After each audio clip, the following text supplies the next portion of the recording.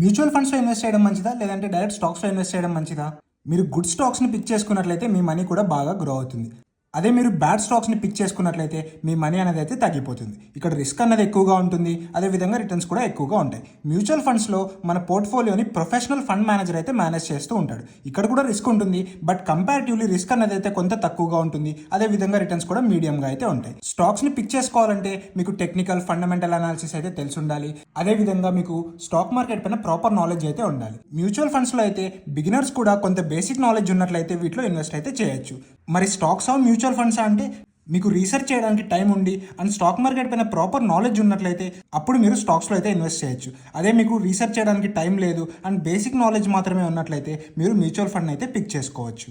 But గుర్తుంచుకోండి, stocks or mutual funds వేటిలో invest చేసినా కూడా వీటిలో ఉన్న రిస్క్ల గురించి తెలుసుకున్న తర్వాత మీ ఇన్వెస్ట్మెంట్ డెసిషన్ అయితే తీసుకోండి. ఇలాంటి మరెంతో ఇంట్రెస్టింగ్ ఫైనాన్స్ కంటెంట్ తెలుసుకోవాలంటే మన యువర్ ఫైనాన్స్ని ఫాలో అవ్వండి.